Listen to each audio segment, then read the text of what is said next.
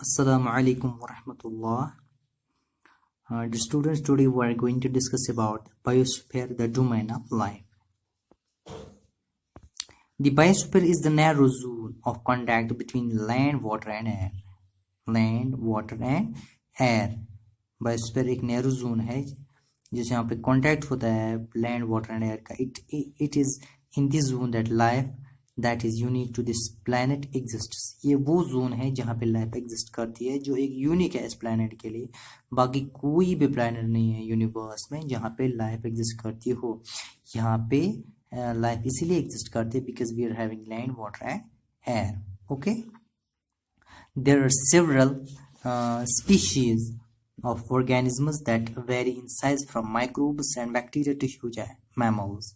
यहाँ पे बहुत सारे स्पीशीज है ऑर्गेनिज्म्स की जो मुख्तलिफ हैं, स्मॉल माइक्रोब से बैक्टीरिया से बड़े बड़े मैमल्स, बड़े बड़े जानवर यहाँ पे हैं. All the living organisms including humans are linked to each other and to the biosphere for survival. तमाम जो लिविंग ऑर्गेनिज्म्स हैं इंक्लूडिंग उसमें ह्यूमन्स भी आते हैं और एक दूसरे से लिंक है, जुड़े हुए हैं and to the biosphere for biosphere से जिंदा रहने के लिए. ठीक है, biosphere without this we can't survive. Biosphere जहाँ पे अगर एक चीज़ हो, फॉर एग्जांपल एयर हो लेकिन वाटर ना हो, वाटर हो लेकिन एयर ना हो, so there's a link between these things and these are very much important for our survival. These things we can't survive any more. The organism in the biosphere may broadly be divided into the plant kingdom and the animal kingdom. यहाँ पे दो biosphere में दो categories है organisms की. एक तो plant kingdom बोल सकते हैं, दूसरा बोल सकते हैं animal kingdom. The three domains of the earth interact with each other and affect each other in some way और द अदर. जो three domains of the earth है द इंटरेक्ट, वो एक दूसरे से इंटरेक्ट करते हैं और एक दूसरे को असरअंदाज करते हैं एक या दूसरे. For example cutting of forest for fulfilling our needs of wood और क्लीनिंग लैंड फॉर एग्रीकल्चर में lead to fast removal soil from slopes. For example मिसाल के तौर पर अगर हम जंगल काटेंगे क्योंकि वो हमें वुड के लिए ज़रूर है, या क्लीन करेंगे लैंड एग्रीकल्चर पर्पस के लिए, तो उससे क्या हो गया, सॉइल इरोजन हो जाएगा स्लोप से. सिमिलरली अर्थ सरफेस में भी change due to natural calamities. Similarly, Earth's surface may be changed due to natural calamities like earthquakes. और further earthquakes की वजह से भी नेचुरल कैलेमिटीज चेंज हो सकती. नेचुरल कैलेमिटीज की वजह से shape of the surface of the earth वो चेंज हो सकती है. For example earthquake, for example there could be submergence of land as happened in the case of tsunami recently.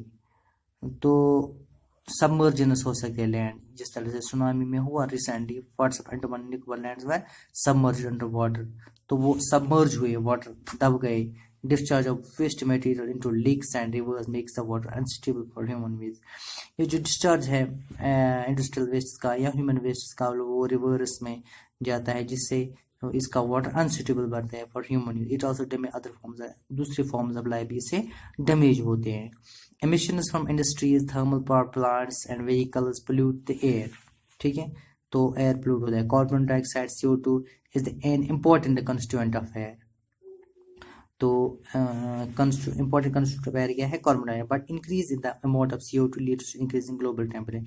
लेकिन अगर ज़्यादा ही, ये इंपॉर्टेंट है CO2 एटमॉस्फेयर को वार्म रखने के लिए बहुत ज़रूरी है, बट अगर ये ज़्यादा मिकदार में हुआ था उससे global warming, global temperature increase हो जाएगा. दिस सिस्टम ना ग्लोबल, फिर ग्लोबल वार्मिंग हो जाएगी. There is thus a need to limit the use of resources of the earth to maintain the balance of nature between domains of the lithosphere, atmosphere and the hydrosphere. तो क्या है, एक need है, ज़रूरत है कि हम लिमिट करें use of resources of the earth, ज़मीन के हम resources, to maintain the balance of nature. इसको थोड़ा लिमिट करें, इसको रोकें थोड़ा इसका, ताकि बैलेंस मेंटेन हो between balance of nature between domains of the lithosphere, atmosphere और हाइड्रोस्फीयर का एक बैलेंस कायम रहे, तो जिसकी वजह से यहाँ पे डिस्टर्बेंस ना हो. So this was all about biosphere. Thank you.